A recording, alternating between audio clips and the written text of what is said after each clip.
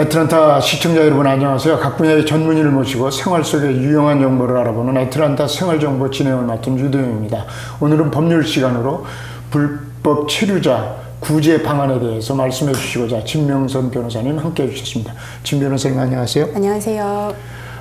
불법 체류자에 대해서 전에 구제 방안, 그래서 245I 조항이라고 하는 것이 이제 발표되고 했는데 그 부분에 대해서 좀 자세하게 좀 말씀해 주실까요? 네, 일단은 지금 이 245I 조항은 사실 2000년도 초반에 발표가 된 부분이기 때문에 사실상 많은 분들이 그 당시에 신청을 하시고 혜택을 받으시고 그러셨었어요. 그런데 이게 오래된 조항이라서 그런지 어떤 분들은 아직도 그 본인들의 케이스가 이 불체자 구제 방안에 해당이 되는 케이스여서 구제를 받을 수도 있는데 그걸 모르고 계시는 분들도 아직 좀 계세요. 네. 간혹 만나 뵙게 돼요. 그래서 다시 한번 또 혹시 잊고 계셨거나 아니면은 아직도 모르고 계셨던 분들을 위해서 다시 한번 말씀을 해드리려고 그럽니다.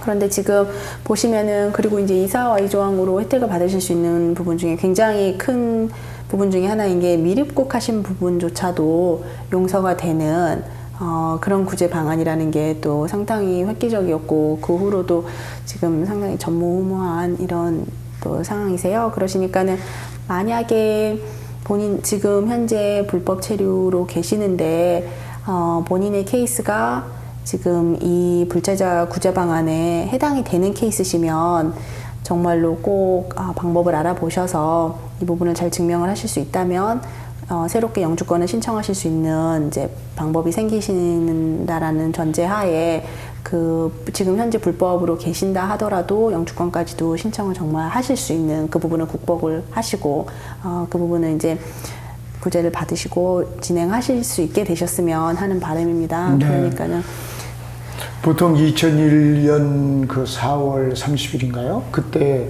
이제 그 구제 방안이 이제 나왔는데, 네. 그러니까 뭐 벌써 지난 걸로 예면 한 14년 지났는데, 네. 그러니까 뭐 그게 지금까지도 뭐 효력이 있을까? 네. 대부분이 뭐 그렇게 생각하기가 쉽지 않을까 그런 생각인데요. 그럴 수도 있겠죠. 그래서 네. 뭐 혹시나 그런 혜택을 받을 수 있는 분임에도 불구하고 새로운 구제 방안이 나오면 그때 이제 만 바라는 그런 분도 있으리라 생각이 되네요.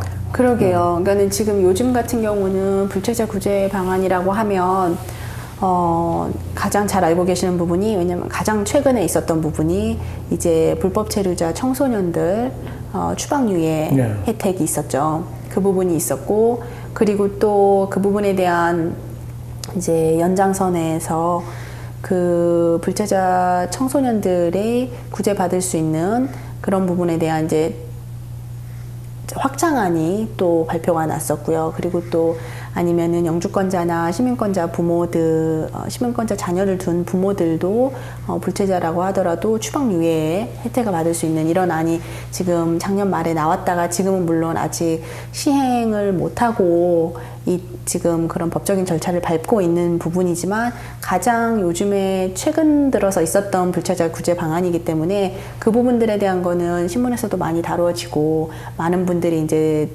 들으셨고 많은 분들이 대화를 나누고 계셔서 그 불체자 불법으로 지금 체류하고 계시는 청소년들의 그 추방유예안 그 부분은 많이들 알고 계실 거예요. 그리고 많이 이제 최근 들어서 몇 년 전부터 해서 처음 시행되셨을 때 혜택을 많이 받으셔서 이제 운전면허증도 받으시고 소셜번호도 받으시고 학교도 또 가실 수 있으시고 그러시고 벌써 그게 해가 몇 해가 흘러서 이번에 갱신까지도 다 하시고 이러셨을 거예요. 그런데 목사님께서 말씀하신 것처럼 지금 이 245I 조항은 벌써 10여 년이 흐른 그 전에 나왔던 불체자 구제 방안이라서 오히려 그 당시에 또 잘 모르셨다가 그리고 그 후로는 많이들 이제 얘기를 안 하는 부분이라 또 모르셨을 수도 있죠. 예. 네.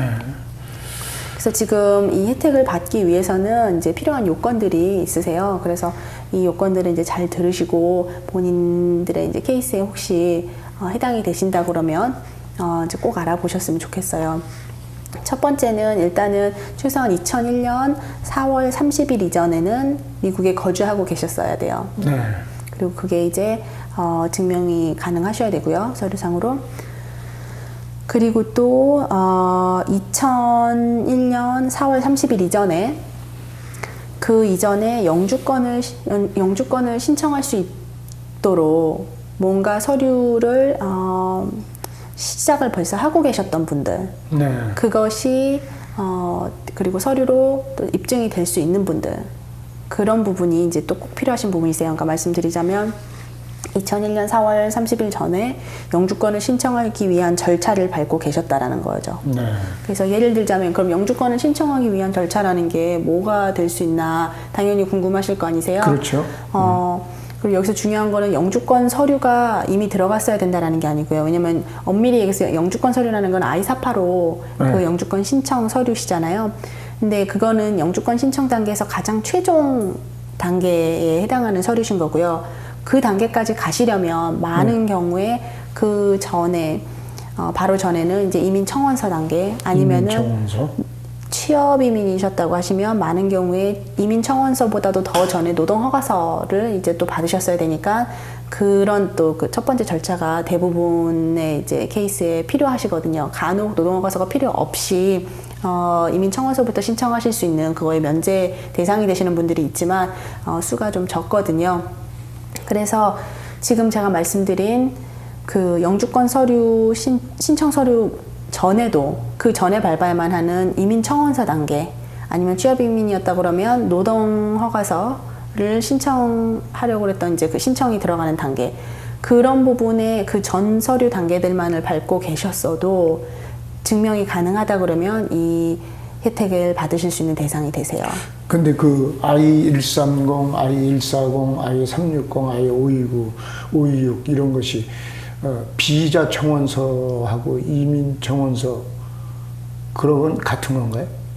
비자 청원서랑 이민 청원서는 그러니까 비자라고 하고 말씀하실 때 비이민 비자를 말씀하시는 거면 비이민 비자랑 이민 비자는 다르죠. 그러게요. 네, 그래서. 비이민 비자라는 거는 영주권을 받기 위해서 밟으시는 단계가 아니시고, 왜냐면 이민 비자가 영주권이니까요. 그 단기로 영구히 미국에 있을 목적이 아니고 단기로 뭐 2년이면 2년, 그렇죠. 3년, 6년, 5년 이렇게 단기로 일정 기간만을 미국에 체류할 수 있도록 받으시는 게 비이민 비자시죠. 네. 그리고 그게 아니고 이민 비자를 위해서 이제 받으시는 이런 절차를 밟으셨었어야 되는 거죠. 그래서 이민 비자. 네, 그래서 말씀드린 것처럼 취업 이민의 단계를 밟으셨었던 분들이시라 그러면 최소한 노동 허가서 그 노동 승인서 이 접수가 노동부에 이미 접수가 되어 있어야 되는 거고요. 아니시면은 그 다음 단계인 이미 그 단계는 뭐 그 전에 하셨었고 2001년보다 훨씬 전에 벌써 하셨고 노동 허가서가 벌써 나와서 2001년 전에 뭐 그 다음 단계인 그러니까 이민 쪽에서도 그 취업 이민으로 하시는 분들의 이민 청원서는 아까 목사님께서 말씀하신 I-140 서류시거든요. 그 I-140 서류가 또 벌써 들어갔었던 분들이시라면 그 서류를 또 증거 자료로 제출하셔도 되시겠죠. 그러면 그런 자료를 이제 만약에 내가 그걸 증빙 서류로 제출해야 되는데 그러기 위해서는 내가 접수증을 소유하고 있었다면 좋은데 그걸 잊어버렸어요. 그렇지 않으면 변호사님한테 가서 그거를 서류를 접수했었던 그런 과정 이런 거를 뭐 받아야 되나요? 네, 서류를 본인께서 가지고 계시지 못하신다 그러면 않으신 상황이시라 그러면 그때 케이스를 도와주셨던 변호사님께 연락을 정말 하셔서 아직도 혹시 사본들을 보관하고 계시는지 그래서 아직도 보관을 하고 계신다 그러면 사본을 요청해서 받으실 수도 있으실 거고요. 네. 근데 지금 2015년을 기준으로 보셨을 때 14년. 그렇죠. 14년, 15년보다도 더 이제 또 더 그 전에 들어갔던 케이스들도 있을 수 있고요. 네, 그렇죠. 그렇다 네. 그러면은 사실은 변호사 사무실에도 그 서류들이 더 이상 없을 수도 있는 거잖아요. 그렇죠. 만약에 그렇다 그러시면 이민국에 이민국 자체에 요청을 또 하시는 방법이 있으세요. 그래서 왜냐하면 그리고 이민국에 요청을 할 수 있다라는 거는 이 서류들이 이민 혜택을 받기 위해서 이민국에 접수되는 이제 제출용 서류 양식들을 작성을 해서 이민국에 접수비를 내고 접수가 되었던 케이스들인 거잖아요. 네. 그렇기 때문에 이민국에 이제 본인의 정보를 이제 넣고 해서 내 이름으로 이러이러하게 들어갔던 케이스들에 대한 정보를 받고 싶습니다.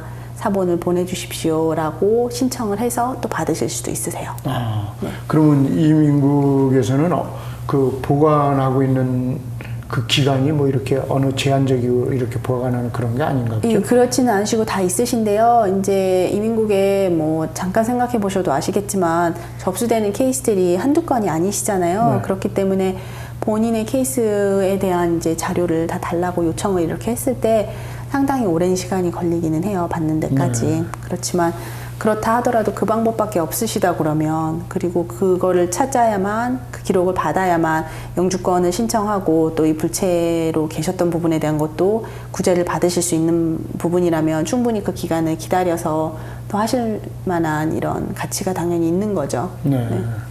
그리고 또 뭐 가족 초청에 대한 형제자매가 초청한 그런 뭐 가족 초청에 대한 그런 부분도 또 뭐 이야기될 수 있는 것 같은데. 그러시죠. 그러니까는 지금 아까 말씀드렸을 때 제가 영주권을 위한 절차를 2001년 4월 30일 이전에 밟으셨던 분이시면 되거든요.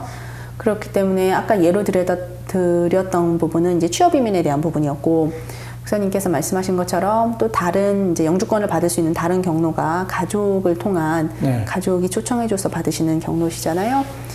그래서 그러셨다고 그러시면 그분들은 가족이민 청원서에 대한 부분으로 그 청원서가 처음에 들어가셨던 서류가 있으시거나 하신다 그러면 이제 그때 받으셨던 접수증이라든가 그때 만약에 승인을 받고서 본인들의 케이스에 해당되는 우선순위가 열릴 거를 기다리고 계셨거나 그렇다 그러면 이제 그 해당 서류는 이제 I-130 서류세요. 가족 이민 초청 서류시거든요. 이민 청원 서류. 그러니까 그 서류가 이미 들어가셨던 분들도 해당되시죠.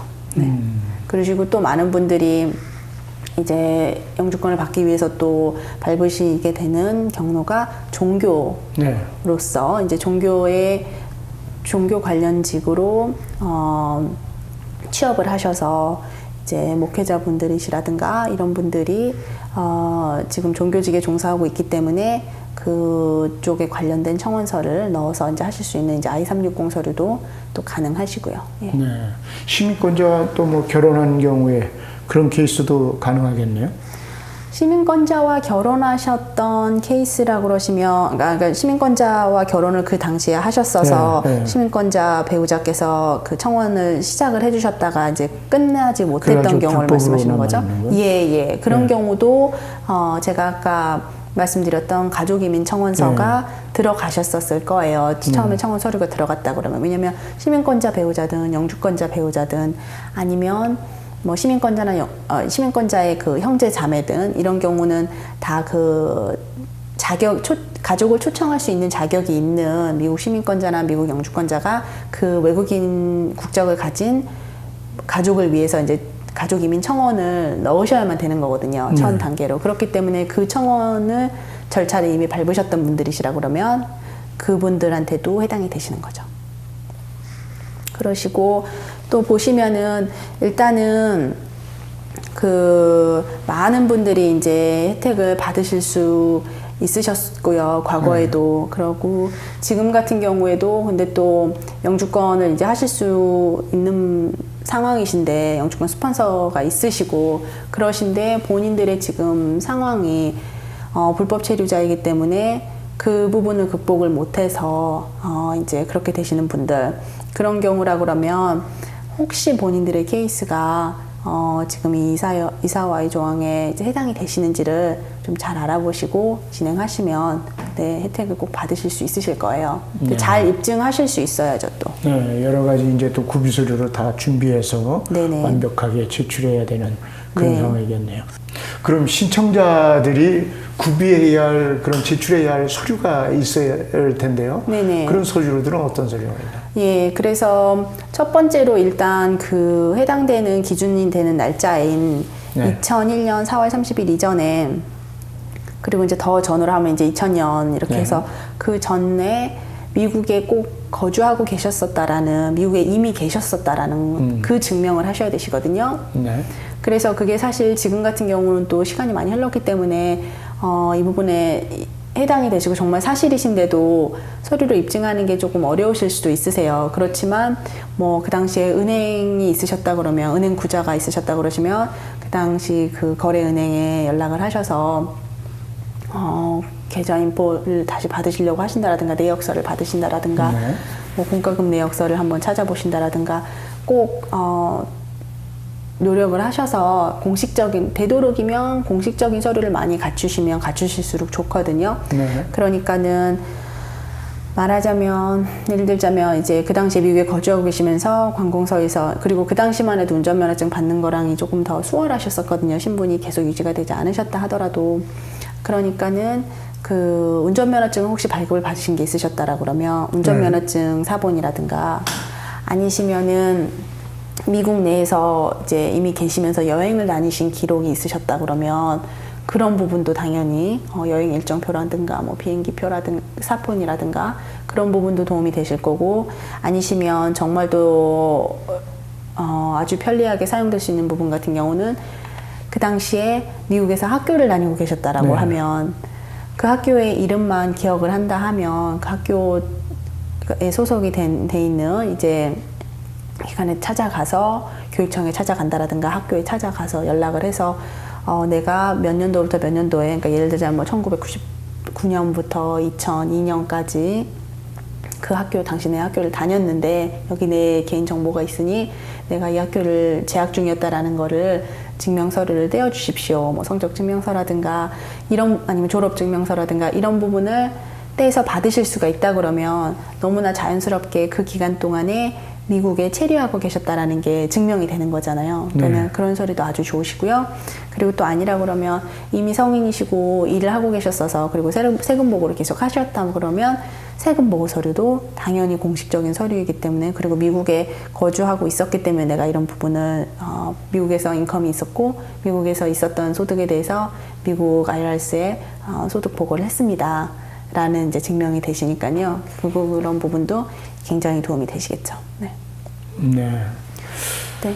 만약에 그런 부분이 전혀 없으시다 그러면 이제 관공서에서 받으신 기록은 없다 그러시면 개인적인 서류로라도 뭔가가 찾으실 수 있는 게 있나 아까 말씀드린 것처럼 은행 내역서라든가 아니면은 크레딧 카드 뭐 사용하셨던 이런 내역이라든가 그런 부분도 아니면 이제 수표를 적으셨었던 부분이라든가 이런 것도 내역을 쭉 찾으시면 되실 거예요. 병원에 치료받았던 흔적도 찾을 수도 있겠네요. 그럼요. 입원에 있었다고 그럼요. 하는 거, 그런 네. 거라든가 뭐 하여튼 그런 사적인 그런 부분도 네. 얼마든지 할 수가 있겠네요. 그럼요. 어떤 분들 같은 경우는 그 시기 이제 이거를 입증해야 되는 시기에 정말 미국 내에 그러니까 미국에 실제 살고 계셨고요.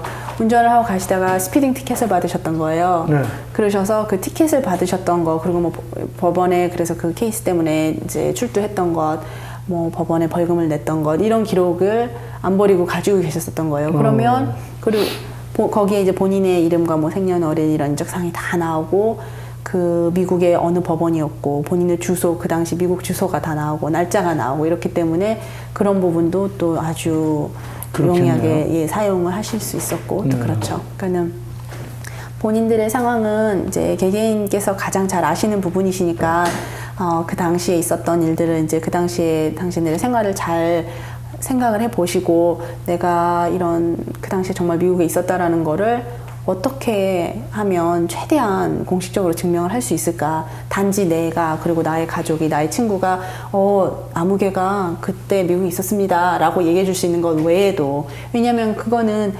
신빙성이 아무래도 떨어지잖아요. 정말 그렇죠. 진실이라 하더라도 왜냐하면 사람들이 그냥 거짓으로 얘기할 수도 있는 거니까요. 그러니까는 최대한 공식적인 자료를 많이 갖추실 수 있으시면 좋고요. 그리고 두 번째 그 꼭 필요했던 부분인 영주권 신청을 위한 절차를 밟고 계셨던 그런 부분 그거에 대한 입증도 이제 그러면 관련 서류가 아까 말씀드렸던 이민청원서 서류들이라든가 노동 승인서나 노동 이제 허가서라고 불리는 그 첫 번째 단계의 서류라든가 아니면 정말 영주권까지도 들어가셨었다가 네. 뭐 중도에 하차가 됐던 이런 아픈 경험이 있으시거나 또 만약에 그러신다면 영주권 접수 서류가 이런 아니면 접수가 되었다라는 게 증명될 수 있는 이제 뭐 접수증이라든가 승인서라든가 이런 서류들이 있으시잖아요. 이민국 관련 서류들 아니면은 노동청에 들어갔던 그 노동 승인서만 있으셨다 그러면 그거에 대한 증명 자료 이런 부분을 이제 최대한 갖추셔야 되겠죠. 네. 네. 그 외에 또 그 이사와의 조항에서 또 얘기할 수 있는 것들이 있나요?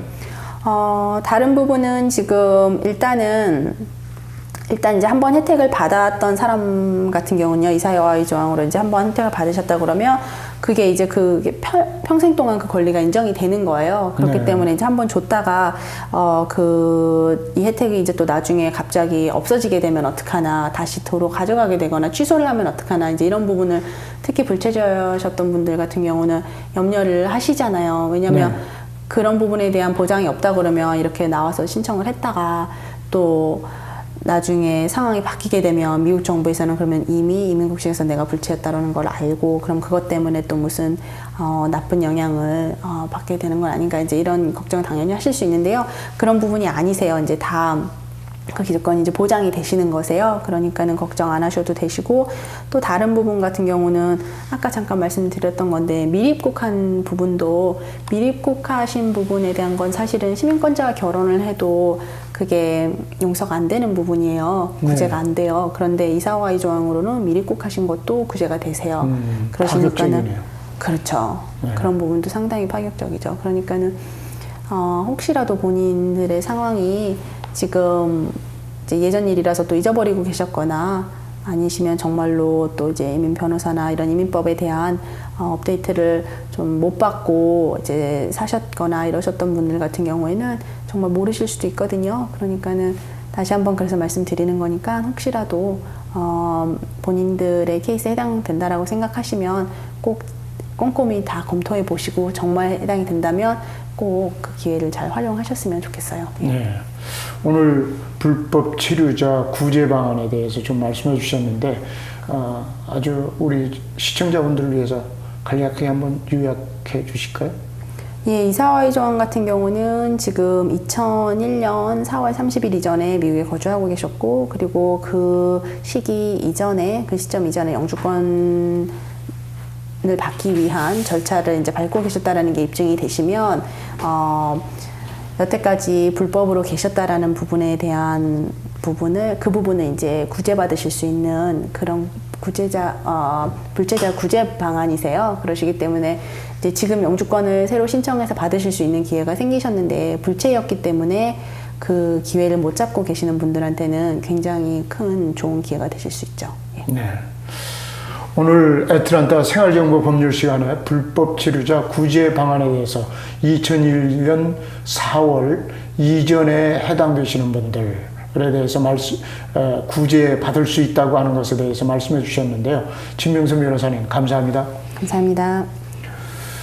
지금까지 시청해 주신 모든 시청자분들 감사드리고요. 저희는 다음 이 시간에 다시 찾아뵙도록 하겠습니다.